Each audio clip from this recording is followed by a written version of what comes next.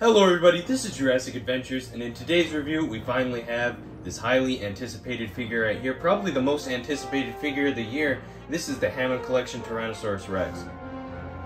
People were excited for this figure before it even got revealed, and now that we have it in hand and it's been revealed and people saw how beautiful it is, everyone wants this thing. So if you're still looking for it, just be patient. I'm sure you'll be able to get it in the near future, but right now they are just, selling out left and right. So I mean, it's gonna be pretty hard to get one for just a little bit of time. But I got mine off of Target. My pre-order finally came in that I did all the way back in April when this thing was first up for pre-order, and now I can finally have it in hand to review.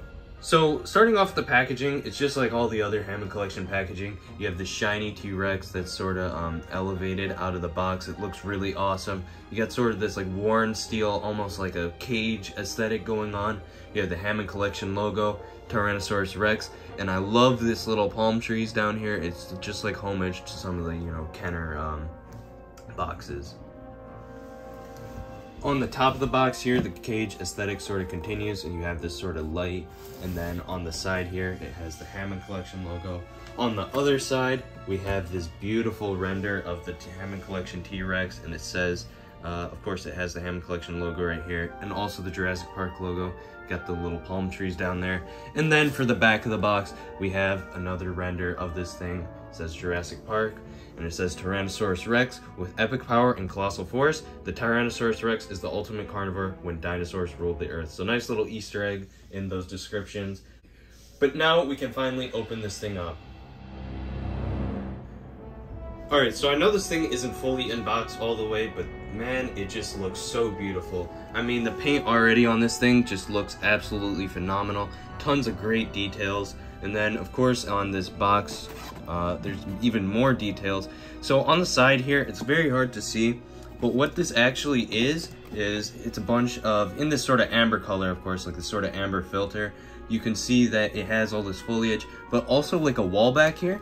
And if you look up at the top here, it's very, very hard to see on the camera especially, but you can see that there's the fence, and then there's like this wall back here. So what that is it's actually the T-Rex paddock from Jurassic Park, and it's all over every single Hammond Collection box. But now let's finally take this thing fully out of the packaging.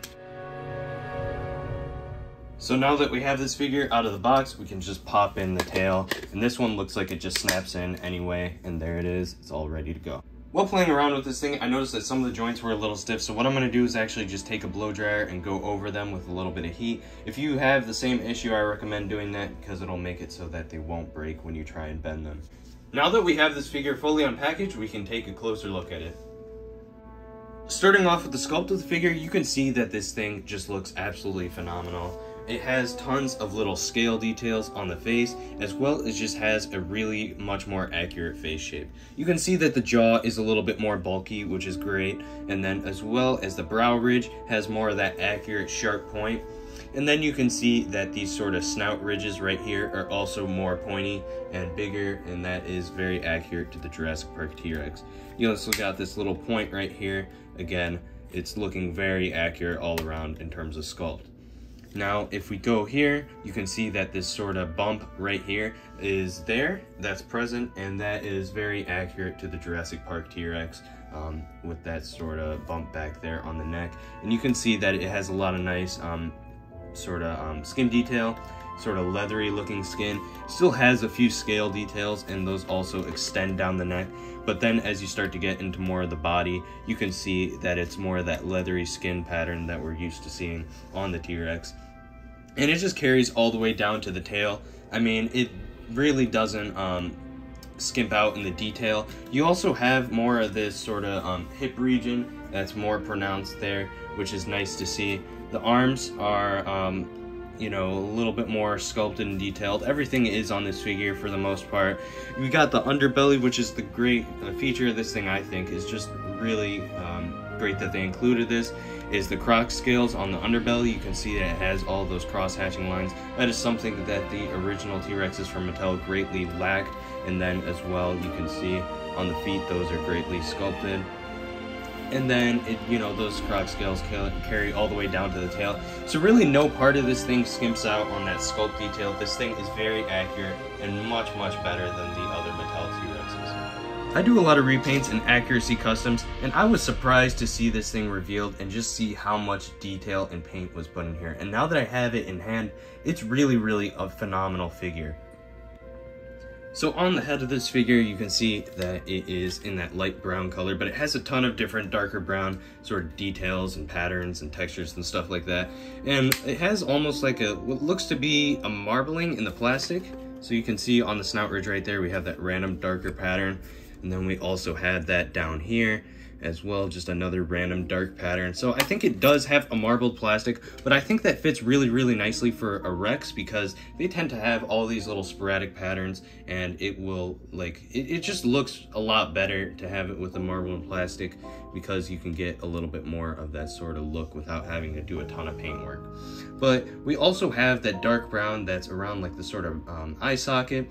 The top of the head has a little bit of a dark brown pattern, as well as the snout ridges right there, dark brown around the snout there, and then also down here by the lip and on the bottom jaw of the figure as well. So really nice paintwork there. We have this sort of lighter color that's airbrushed on the bottom right there, also airbrushed here, which is cool to see. And then we have this dry brushed, which is a really nice detail, I'd have to say. And then finally we have all these little dark brown flecks that are all around the face of the figure. Not the most accurate face it could have been, I'd have to say, but I mean really dang close. I'm just nitpicking here, honestly. And then of course the teeth also have a little bit of a wash. They're not just fully that yellow color, they have a little bit of a wash, which is great to see. Now on the rest of the figure, you can see that it has a lot of stripes that just go all the way down. They carry all the way down to the tip of the tail, and it has all these little sort of flecks. I don't know if that's actually paintwork or if that's the plastic. I think it might be the plastic, honestly, but it looks really phenomenal either way. I mean, look at all that detail. And then the stripes are, you know, they're in that dark brown color, but it sort of fades out, and so it gives it a little bit more color variation. It makes it look really awesome. And on the underbelly here, you have that sort of light tan mocha color, and that carries all the way down to the tip of the tail. And then on the leg, we have this sort of dark brown that just is on the front of there, which is kind of airbrushed. I really wish there was a little bit more pattern to that, and not just one dark color, because it's really not like that on the Jurassic Park Rex, but again, that's just me nitpicking. And then, of course, all of the claws, including the dew claw, which is even very surprising to see, are painted. So this thing has a really phenomenal paint job. Now we can go over the articulation. So the base color of this figure is sort of this orangey brown, and that is throughout the entire figure. That's what the plastic is molded in, but there's tons of paint layering and sort of colors of different darkness and like shades and stuff like that just scattered throughout this figure, which is really impressive to see considering that most Mattel figures only have a few colors. So I'm really happy to see a Rex with just articulation. I mean, we had all of these with like the features and everything, but honestly for figures, I think I just like articulation simply the most instead of all of these weird gimmicks and action features. So starting off with the head, you can move it all around like that. There's a joint, and we also can open up the mouth there. It's sort of a ratchet, which is disappointing to see because I see no purpose why it should be a ratchet. I don't know why it can't just be moved freely, but there's three positions, you know, the close, the more open, which is probably, you know, the most desired if you were to open up the mouth, and then we have that like really big gape, but it almost looks kind of unnatural and cheesy, so I'd like this position probably the most for opening up the mouth. And then we also have this part that is made in rubber is a joint, and that can, you know, sort of move around. There's not a lot of range of motion with that joint, but it's, you know, it's nice to have it at least. And then we got the arms here. They move out and in, and then they also have a sort of elbow articulation. And then also, surprisingly, they have the little hand, so it can actually do that sort of curled arm pose for Rexy, which is really nice to see. It makes the figure a lot more accurate as well to Jurassic Park Rexy. And then we have the center segment, which is really squeaky, and it can get a little loose at times, so I don't know if that's the greatest part of that figure. I know a lot of people had like sort of issues of this popping off, like this actually, like these side pieces just popping off. So I don't know, that mine hasn't had that yet, but I hope that's not the case. It's just that the pegs aren't glued on the inside. Mine looks to be glued, actually. There looks to be like a little bit of glue on the seam there, so I'm hoping that doesn't happen to mine, but that is a little defect that has been seen with the figures. And then right here we have the hips swivel out a little bit, and then they can move, of course, back and forth. And then we have a double knee joint right here, which is amazing to see, and that can be put back like so. And then we have a joint here, and then we have a foot joint which can go like that and like that. So a lot of range of motion on the legs especially. And then as we move back, we have the tail that can be moved all around, and then we have this another little joint right here. Not a lot of range of motion with that one, but then it sort of fades into this sort of bendy wire tail. It's not the greatest bendy wire tail because there's a ton of like rubber slash soft plastic here, but it does work a little bit, so it's nice to have that, nice to see it.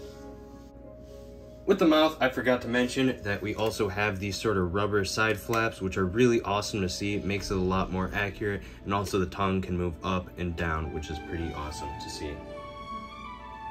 So now that you've seen all the features of this figure, I'm just going to do a bunch of little close-up detail shots so you can really get an idea of how the paint and sculpt, and even the glass eye especially, how that all looks. One complaint I do have about this figure is actually that glass eye. It's actually made out of plastic, and the way it sort of reflects and stuff around in there, it makes it look like it's a slit for the pupil, and also it's just a really like yellow color. I wish it would have been more of like an actual Rex eye pattern and an actual glass eye so it could be seen way better, but it's still a pretty neat addition, I think.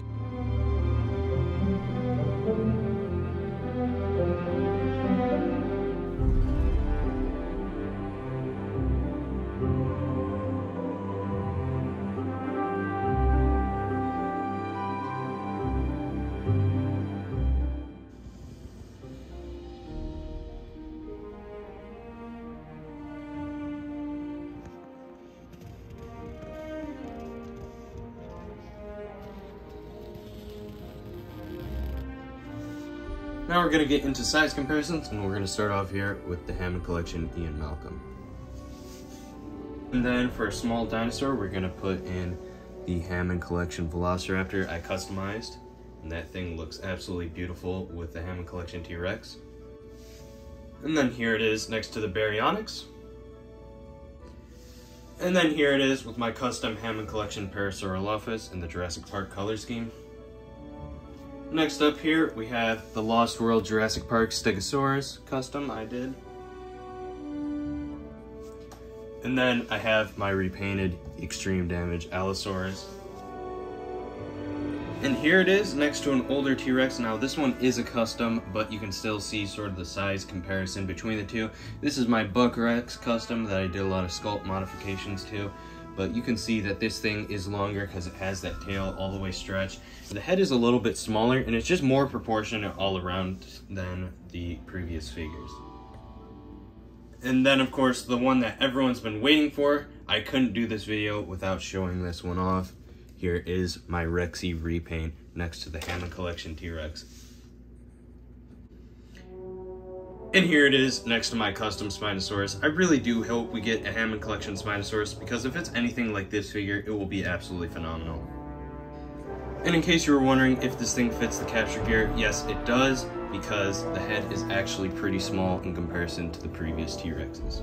For my final opinion on this thing, I think this is easily the best T-Rex Mattel has ever made. Probably the best T-Rex toy from the Jurassic franchise in general. Is it the best Jurassic toy? Honestly, maybe. It might be the best Jurassic Park toy of all time, but I mean, this thing is absolutely insane. Really tons of detail, and just looks freaking awesome. And honestly, it's worth every single cent. It has so much detail, so much articulation. It's just a great figure. If you can get your hands on this figure, I definitely recommend it. And this is probably the best figure that Mattel has ever made, honestly. But if you enjoyed this review or found it helpful, please leave a like, comment, and subscribe. This is Jurassic Adventures, and I'll see you in the next video.